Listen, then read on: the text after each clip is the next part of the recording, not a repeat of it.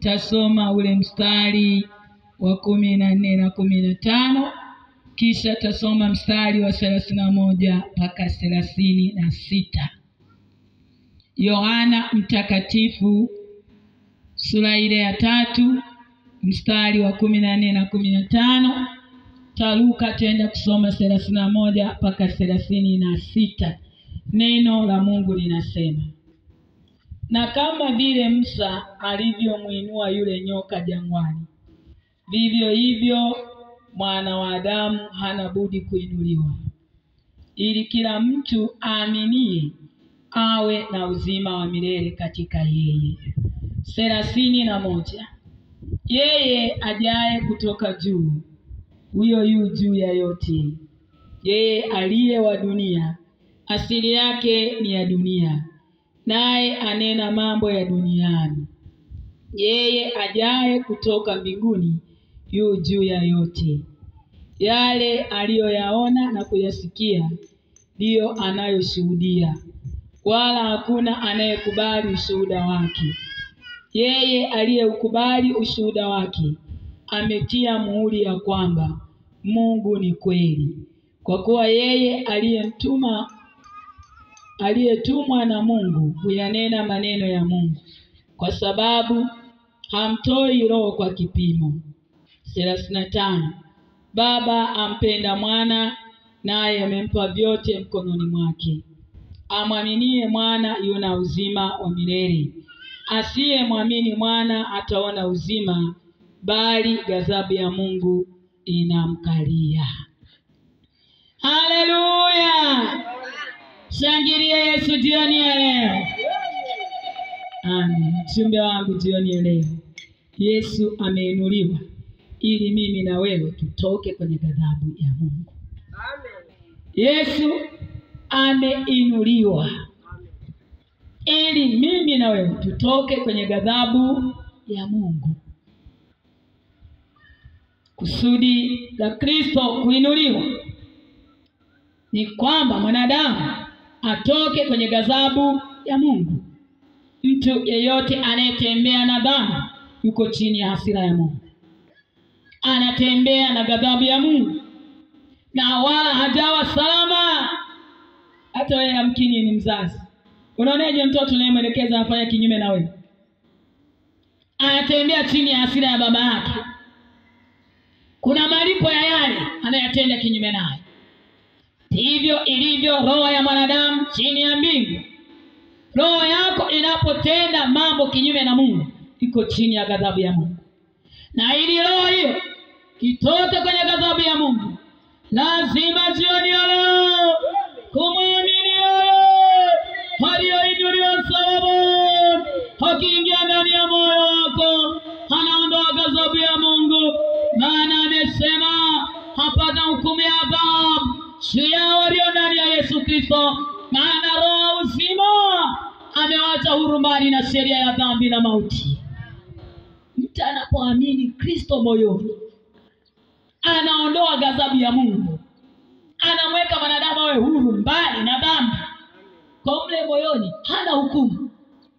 Hata wewe ni shahidi unaloga, lakini ukiambiwa unaloga na kataa, hapo umenishika. Na utaki kuona unapologa, hukumu mle ndani. Unafanya jambo ambalo wewe mwenyewe ulitaki, uko chini ya ghadhabu ya Mungu. Hata mzinzi, hata kazini tunamuona hapo, anatafuta vificho. Ni ghadhabu mle ndani, mna hukumu kwamba jambo analofanya sio zuri. Mle ndani mna hukumu. Anatafuta njia ya kujificha wasione watu. Yukaona siri za wanadamu. Amesema ikiwa kuzimu na uharibifu iwazi mbele zake, si zaidi moyo wako mwanadamu. Tubu leo. Letea leo iko neema ya Mwana wa Mungu aliye hai. Ukimwamini yeye, anakuondoa kwenye ghadhabu ya Mungu. Yaani kila mtu anayetenda dhambi mle ndani ana hukumu. Anatembea chini ya ghadhabu. Na ndio baada katende hapa jifanye kama hafanya. Wakati anafanya, uko kwenye utumwa, uko kwenye vifungo mwanadamu. Yuko mwanaume mmoja aliye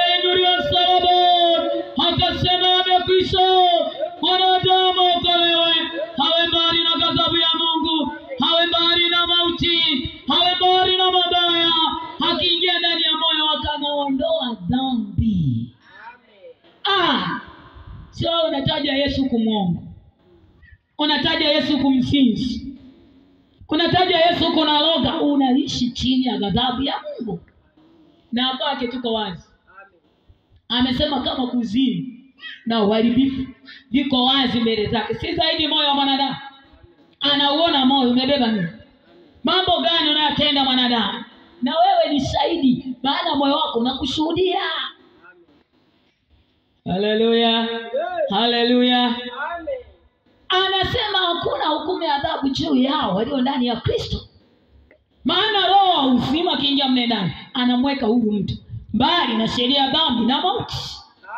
Ukoje mwanadamu unayesikia leo? Mbona uko chini ya ghadhabu ya Mungu? Mbona unatembea na hasira ya Muumbaji? Mtu anatenda dhambi anacheka. Unacheka. Uko chini ya ghadhabu. Nafsi ni ya Mungu, inafanya mambo ya shetani, hapo unacheka. Furahia uzalimu. Kuna siku ya malipo. Siku ya kisulisuli. Siku ya gize nene. Siku ya kukomesha kiburi cha wanadamu. Hata waliojiingiza kanisani kujiingiza kwa siku hiyo, yote mambo yatakuwa wazi. Toba rejea leo. Toba acha njia zako mbaya. Toka kwenye ghadhabu ya Mungu jioni ya leo. Taishi kwenye hayo mpaka lini? Wala hujawa salama. Hakuna amani kwa wabaya. Dhambi inaweka hukumu. Nasi naelewa mambo yanayofanya haya. Tenda kutoka. Na ndio maana mle ndani mna hukumu. Hata kiambiwa acha uchawi, nimeshika mimi sirogi, uko naroga. Acha mapepo ya utambuzi, acha kuibia wengine vyakula, acha uzinzi, acha umalaya. Hamna, mimi sizini, anatafuta njia za kujificha. Mle ndani mna hukumu. Injili ya Yohana hiyo sura ya 3 mstari wa 14. Anasema kama Musa alivyomuinua nyoka wa shaba jangwani, akawaambia Israeli, kila mtu anayegongwa na nyoka amtazame nyoka wa shaba. Akimtazama anapata uponyaji. Akimtazama anafunguliwa na kuwa huru. Yule nyoka jangwani alikuwa ishara ya Kristo, mwana wa Mungu aliye hai. Aliangikwa mtini ili mimi na wewe niokolewe. Kimwangalia yeye leo hawezi kukuokoa kutoka kwenye vifungo vya dhambi. Musa aliwaambia wana wa Israeli, kila anayegongwa na nyoka, anayegongwa na ibilisi, anayeonewa, anayetumikishwa, ama amefanya mambo asiyotaka ili atoke kwenye hayo mambo, amwangalie nyoka wa shaba aliyetundikwa. Israeli, kila mmoja aliyekuwa anamtazama yule nyoka alikuwa anapata uponyaji. Zile shida zinaondoka, magonjwa yanaondoka, vifungo vinaondoka, utumwa wa damu unaondoka, Israeli anakuwa salama. Anasema vivyo hivyo mwana wa Adamu amekwisha kuinuliwa ili mimi na wewe tupate kuokolewa. Mwangalie leo, kuokolewa mama, utoke kwenye ghadhabu ya Mungu, toke kwenye hasira ya Mungu leo, toke kwenye magonjwa. Ni kumwangalia Kristo mwana wa Mungu aliye hai, aliangikwa mtini, akasema yamekwisha, mwanadamu okolewe. Watu wanaangalia dini zao. Hata kihubiriwa mimi na dini, anaiangalia ile dini, nimempa maelekezo gani, anatembea na maelekezo ya dini. Dini haikwenda msalabani. Wala kuna dini iliyoinuliwa. Yuko mwanaume mmoja aliyeacha zina mbingu, ndiye anayeinuliwa, habadiliki sana na leo na hata milele. Yeye ni yule. Mwanadamu anabadilika, yeye habadiliki. Ni mfalme, ni Mungu muumbaji. Na hata alichosema hakibadiliki. Wanadamu leo anaweza kusema hivi, kesho anabadilika yule. Yeye habadiliki. Alipanga jinsi ya kumwokoa mwanadamu anapogongwa na nyoka, anapogongwa na ibilisi, anapotumikishwa, anapoonewa, anapopelekeshwa kufanya mambo asiyotaka, akatengeneza njia ya kumwokoa mwanadamu. Toka jangwani aliambiwa Musa, kwamba Musa waambie Israeli, tengeneza nyoka wa shaba, mtundike juu ya mti.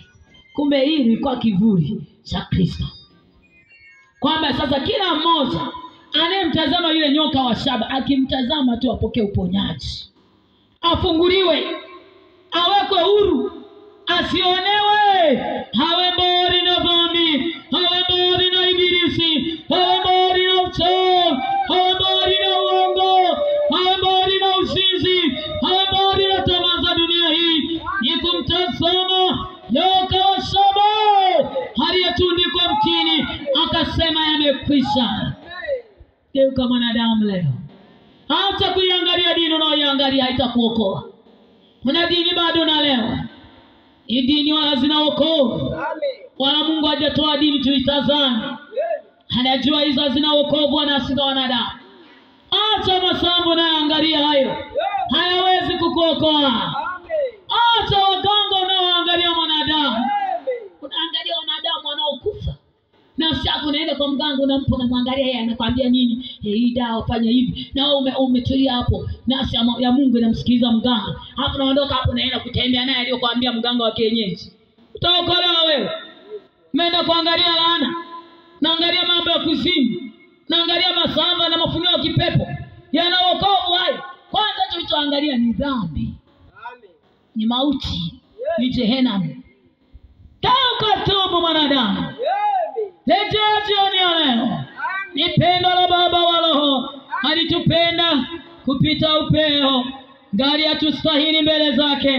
Ni pendo la agape isiyo na sababu la kumtoa Kristo angikwe mtini, afanyike dhabihu, awe fidia ya wengi, tukarejea kwa Baba wa Roho katika Roho, kwa kumwamini yeye moyoni na kutembea na neno lake. Ileta miguu yetu, ileta wokovu wa nafsi zetu.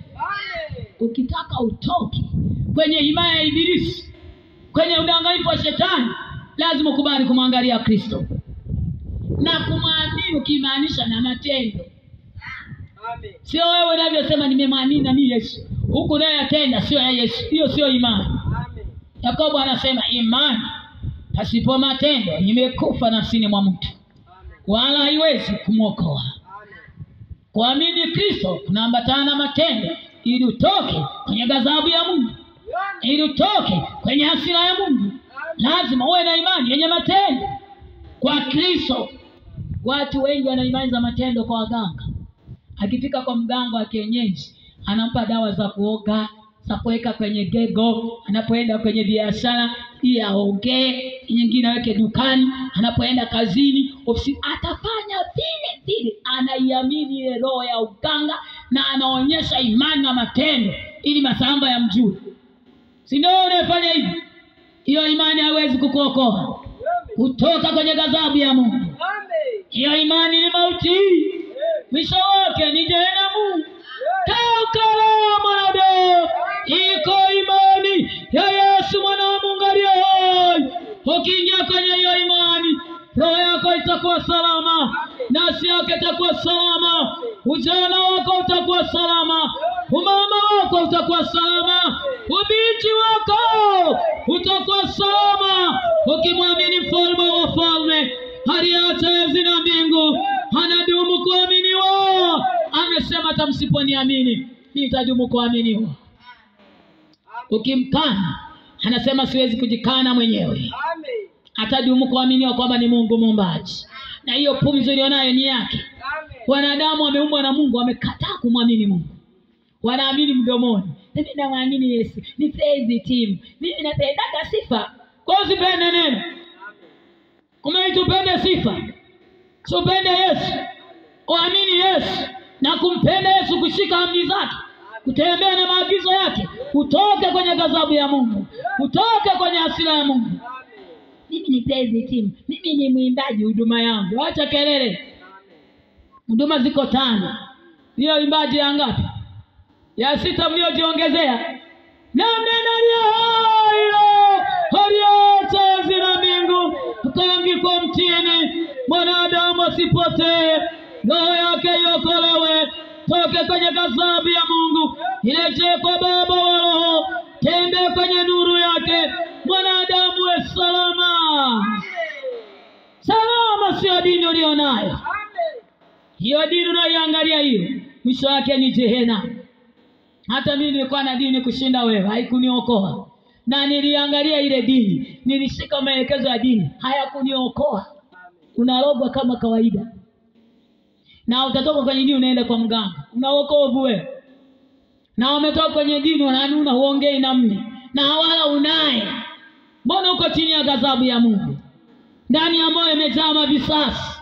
Wanaishi kwenye ndoa kama panya na paka. Na dini mnazo wala hazina wokovu. Yukaria inuliwa msalaba. Haria wokovu kwa nafsi za wanadamu. Ni Yesu Kristo Mwana wa Mungu aliye hai. Alifanyika dhabihu.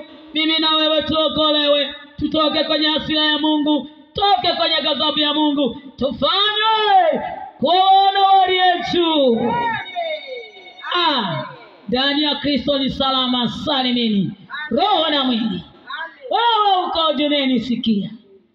Unanitazama. Na moyo wako ni shahidi. Mbona unatembea chini ya ghadhabu ya Mungu? Mbona unatembea chini ya hasira ya Mungu? Hujakaa ndani ya Kristo. Ameangikwa mtini. Wakawa namsomea. Uliokoa wengine jiokoe. Amenyamaza kimya. Ingawa alikuwa Mungu, alinyenyekea hata mauti ili akupate wewe na mimi. Bado namkana moyoni. Bado namsaliti huyo. Bado moyo wako umwangalie. Bado naangalia visivyofaidi kitu. Una mambo unayoendea yasiyoweza kukuokoa. Heri ungerudi leo, ungegeuka leo, ungerejea leo kwa Baba aliyemtoa Kristo msalabani ili wafidia wengi. Kama mwanadamu leo, taangalia mambo yasiyokuokoa mpaka lini? Hayana hata wokovu wa maisha yako. Hata anayekula rushwa anaangalia zile rushwa, nadhani kuna wokovu kwenye rushwa. Tena zinaongea ndani mwako, iba kabisa, kula kabisa rushwa, uwekeze, ukizeheka, uwe umesheheni nini, utahangaika. Uzeeni wako unadanganywa. Unaangalia dhambi. Dhambi na dhambi haziondoani. Dhambi haiwezi kuokoa nafsi yako. Wala ujawa sama. Yuko salama yetu ni Yesu Mwana wa Mungu aliyefidia juu ya nafsi zetu. Kimwangalia yanakuwa salama. Rushwa utaikataa na macho makavu, usipokee rushwa. Nini? Ukishamwangalia mle ndani anaweka utaua na kulizika ni faida. Mle ndani neno linaongea, sikuja na kitu duniani wala sitatoka na kitu. Basi siwezi kwenda kinyume na Mungu mbaji. Hatuletee mamilioni rushwa. Yale mamilioni unaona takataka, ila Yesu ni wa thamani kumtii. Ni mtu anayemwangalia aliyeandikwa mtii. Ili awe mbali na ghadhabu ya Mungu. Awe mbali na dhambi. Kwa akili huwezi. Akili za mwanadamu akiona hela anaona kama amepata Mungu. Akili za darasani hizo za kusoma mpaka masters hazielewi hatari ya roho. Yuko mwanaume anaelewa hatari ya roho, kwamba siwezi kuangamiza roho yangu simuone Mungu milele.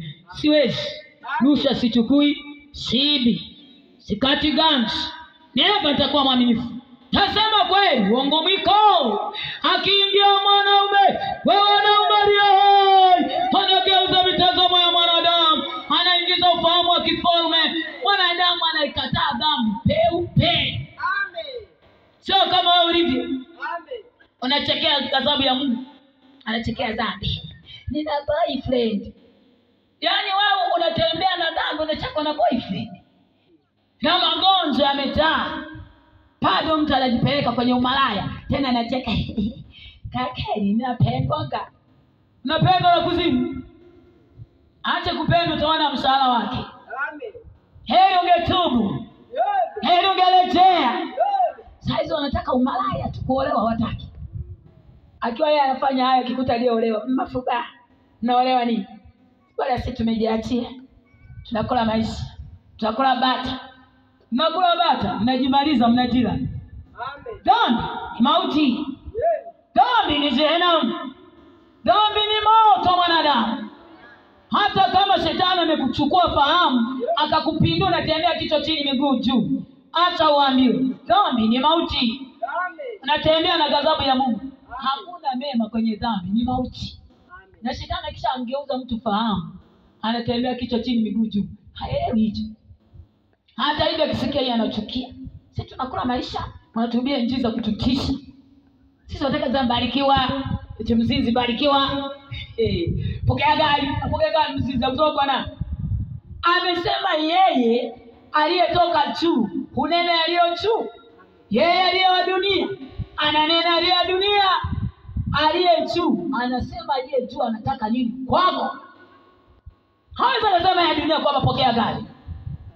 Gari ni la dunia, majumba ni ya dunia hii, wala hela nafasi kwa bali ya ufalme. Roho yako ilivyokuja itarejea kwa Baba, bila magari wala majumba, utaenda na matendo yako.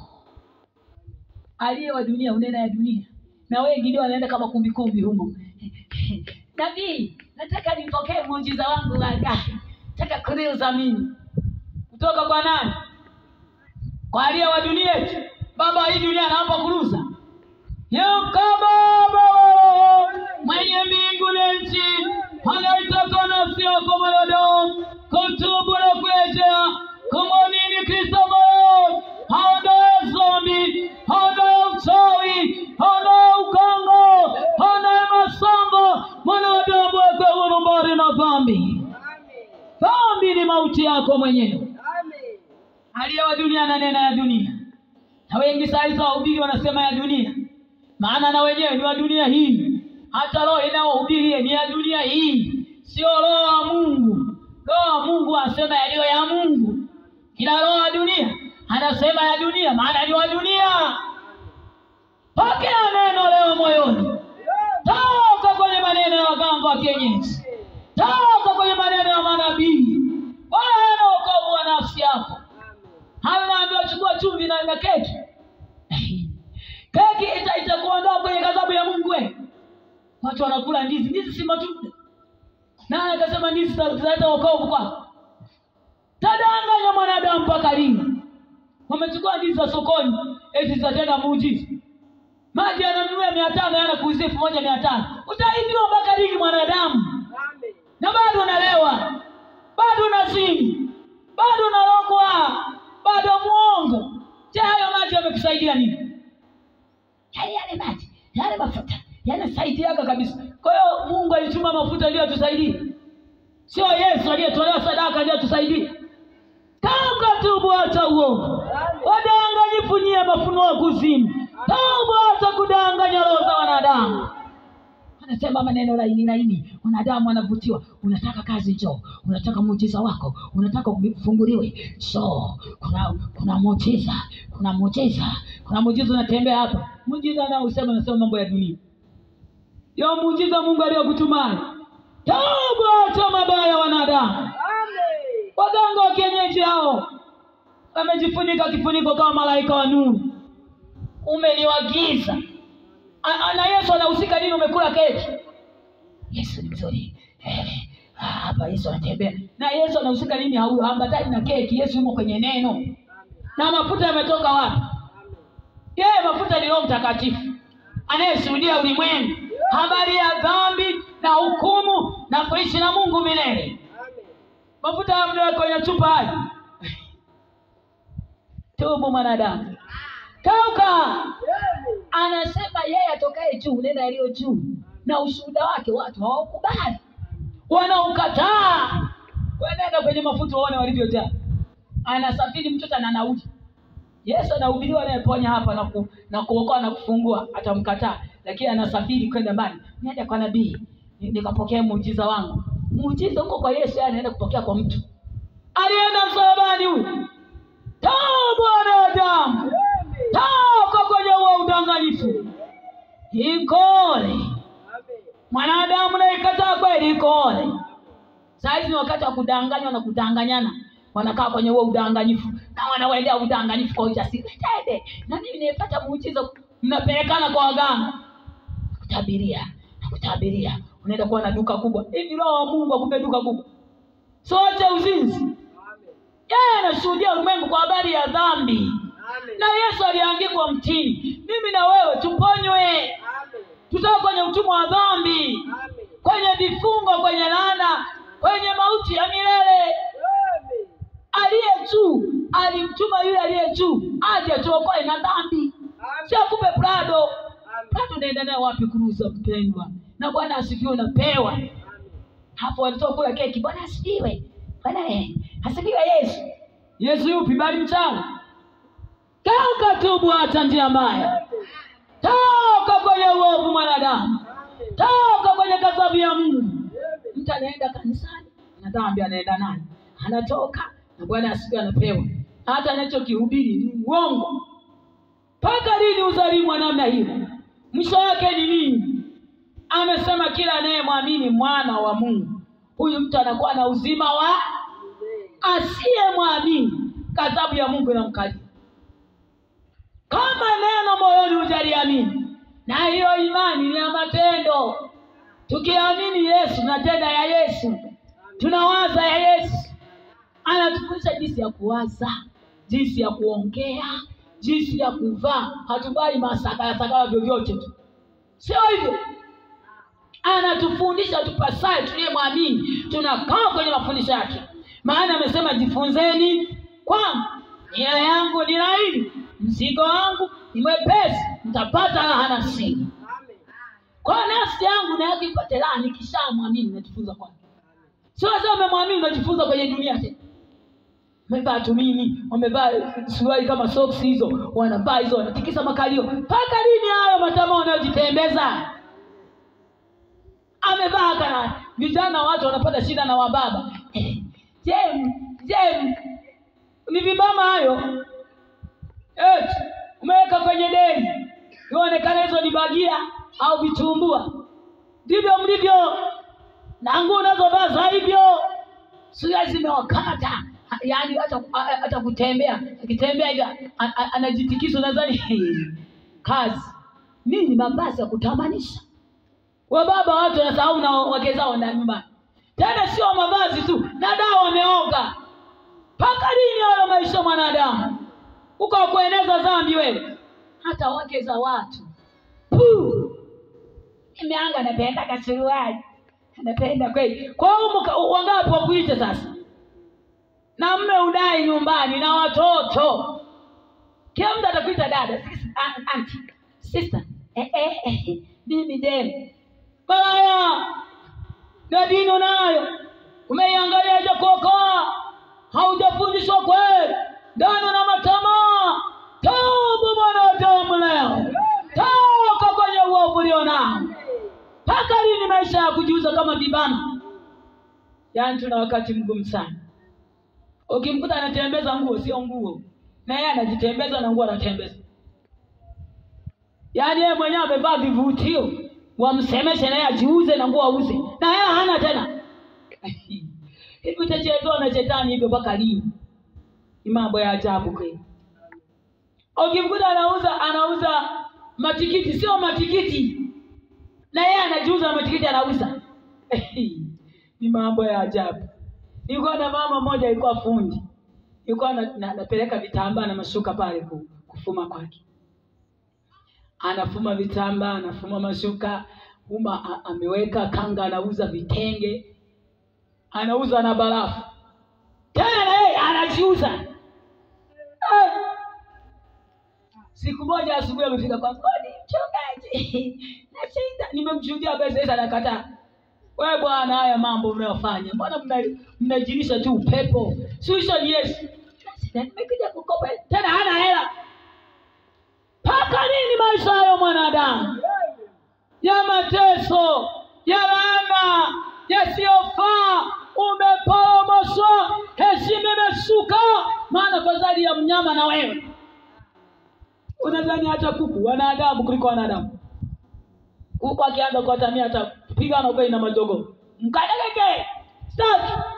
Matamia atakuzaa. Gege. Wewe unakaa mimba mwezi mmoja, changanya. Ndio hivyo.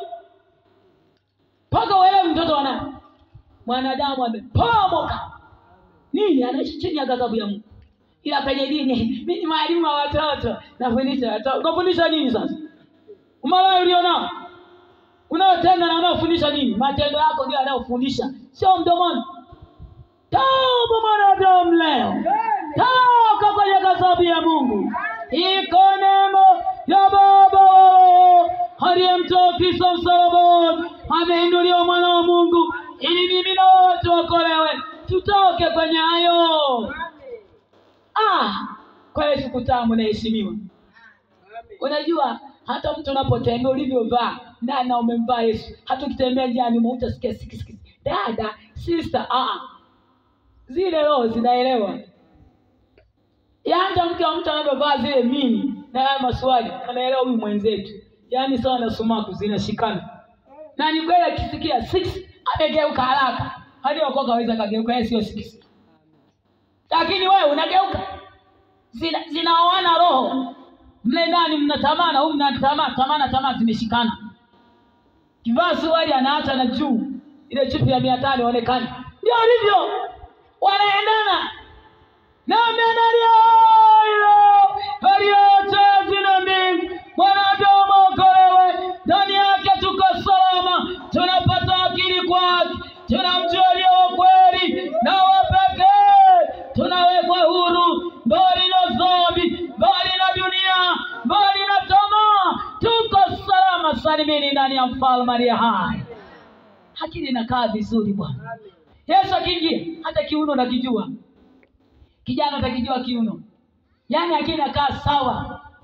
Yaani kama unavaa mapenda, wewe njoo kwa Yesu. Mtazame yeye aliyeinuliwa. Uone atakavyo kugeuza. Hata ukija kwa matendo ya sheria umeyaficha kule, utayachoma moto mwenyewe akiingia moyoni. Kwanza mle ndani anapindua meza. Pindua njio waliowekwa mle. Yale ni maroho yamo ndani. Sasa shangamie, kwani wokovu ni mavazi, wokovu ni moyoni. Kwani vazi liko wapi? Ndio mimi nimevaa gauni hili nimechomoka tu kwenye mti. Si moyo ndio umeamua. Wao unaongea hivyo ni dhambi imo humo. Una ufahamu wa Mungu. Mtu anachokifanya kimo moyoni na ameamua yeye. Wokovu ni nini? Mmoja nilikuwa namshuhudia amevaa suruali binti. Hapa imechana. Umalaya umezidi. Tupaje tunaonekana tena. Nikasema pole binti. Unaonaje mpoke? Umeona swali? Ndio unaona mimi sijaokoka. Nimeokoka niko kanisa la walokole sehemu fulani kwa baba. Nina mababa tena dunia hii. Ninajua baba yuko mmoja wa roho na baba wako wa mwili. Kumbe naye mwingine. Pokea Yesu akiingia moyoni atakufundisha.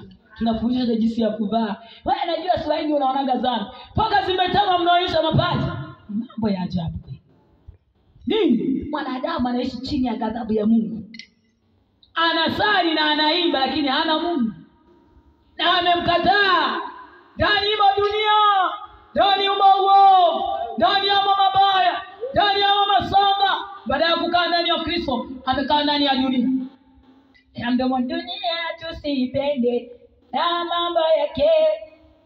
Na hii si dunia ulionayo. Nani akakufundisha hivi? Amesema tuvae nguo zinazompa Mungu utukufu zenye heshima. Nikivaa nivae Bwana alivyosema. Nikiongea niongee Bwana alivyosema niongee. Nikiwaza niwaze Bwana alivyosema niwaze. Fikiria aliyo juu Kristo aliko. Hila hamna ndani. Unakuwa na amani moyoni. Hauwazi mabaya juu ya mwenzio. Maana umemwangalia yule aliyeinuliwa. Shetani hawezi kutuma kazi zake. Wewe huwezi kutumika kwa shetani. Uliyemwangalia anakaa ndani ya kuendesha. Wewe ukoje? Na moyo wako ni shahidi. Geuka leo. Letea leo. Amini leo moyoni. Aingie Kristo. Akugeuze leo. Mwisho hayo mambo kikataa ni pabaya. Mwisho wake ni pabaya. Mtu anayetembea chini ya ghadhabu ya Mungu jua mwisho wake ni pabaya.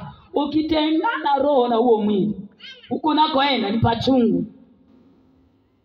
Danganya saa hizi mno na dhambi. Na inaongea na watu. Kwani kuna shida gani? Najua mambo mengine hayanaga shida. Hayana shida, hayo unayofanya ni ya Mungu. Wapi imeandikwa? Amekufundisha hayo Mungu. Mbona wewe kinyume naye? Mtu anayemtazama Kristo anapata yeye la Kristo. Anayetangaza kwamba mimi ni nuru, anayenifuata mimi hawezi kwenda gizani, atakuwa nuruni. Hawezi kuwa na ghadhabu, hawezi kuwa na hukumu moyoni.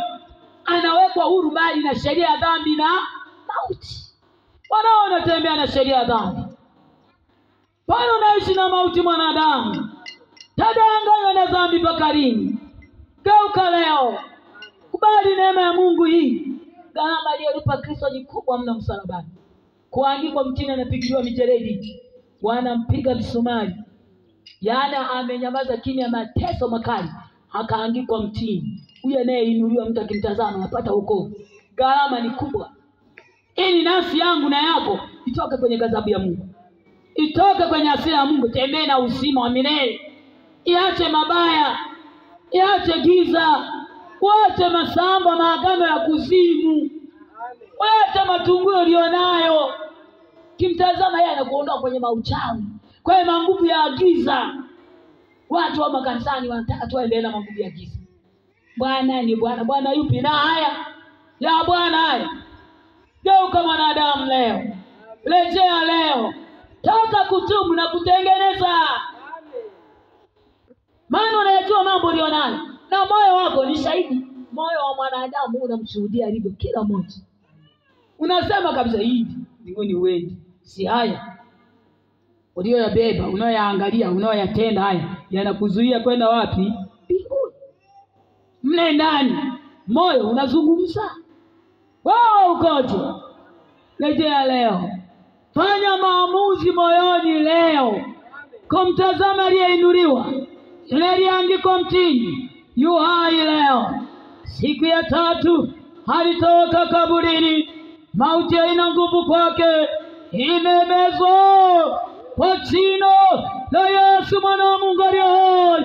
Tunakuwa salama roho na mwili. Kimtazama yeye utakuwa salama. Hapana uchawi wala uganga juu ya Yakobo. Israeli, yako matendo makuu ya Mungu.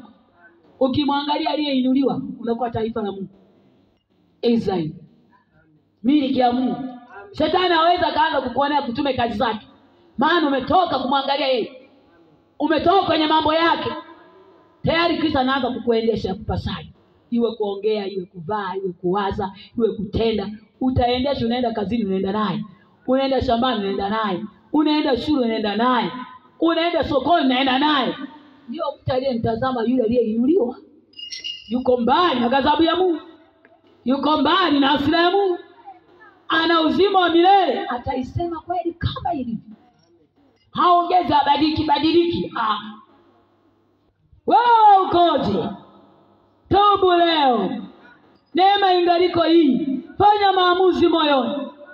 Acha kufanya moyo wako kuwa mgumu. Unaangalia vitu visivyokufaidi. Hapa mioyo yote hivyo, na kuna vitu moyo wako unaangalia. Tena ndio unavipenda. Je, vitakuokoa hivi? Kwani usimwangalie Masihi leo? Kwani usimwangalie Mwokozi wako akuokoe? Bado unaangalia mambo yasiyofaidi. Ni mambo ya ajabu ndani ya mioyo ya wanadamu wanaoangalia. Ni mambo ya ajabu. Tena najivunia haya naangalia zani yana wokovu. Kumbe yanapoteza milele ya simoni Mungu. Simama kwa miguu miwili Mungu aliyokupa. Amini kwa muda mchache amesema nawe.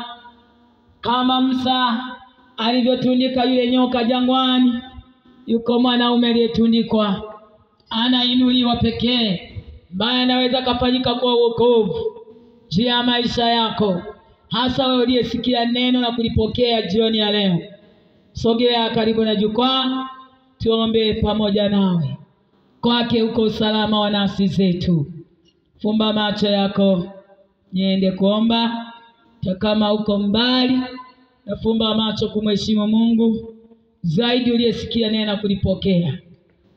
Baba, katika jina la Yesu Kristo wa Nazareti aliye hai, jioni ya leo mesema na umbaji wako, nasi ya mama yule, kijana, baba, binti yule, Jehova Mungu mkuu, kwamba uliyeinuliwa Kristo ili nafsi yake toke kwenye ghadhabu ya Mungu. Neema ifunuliwe ndani ya moyo. Chini ya neema na rehema jidhihirishe Mwokozi. Ithibitishe neno hili ambalo umelituma kwa moyo huu, iwe uhai na wokovu, kwa jina la Yesu Kristo mwana wa Mungu aliye hai. Maana umesema neno lako kilituma Baba wa rehema haliwezi kukurudia wewe bure. Tatimiza mapenzi yake. Yesu wa rehema na neema, thibitisha neno hili Bwana. Moyo ukuangalie wewe uliyeinuliwa, mwana wa Adamu, ili utoke kwenye ghadhabu yako, toke kwenye hasira yako. Funga nguvu za giza, funga uchawi, uganga, aboma madhabahu za kuzimu, kwa jina la Yesu Kristo, maana Mungu aliye hai. Bali neema yako inayokoa wanadamu, funuliwe kwa moja moja. Thibitika tawala mfalme, kwa neema na rehema zako, kwa damu ya Yesu Kristo Mwokozi, kiomba na kushukuru. Wote tuseme amen. Pigie Yesu makofi maana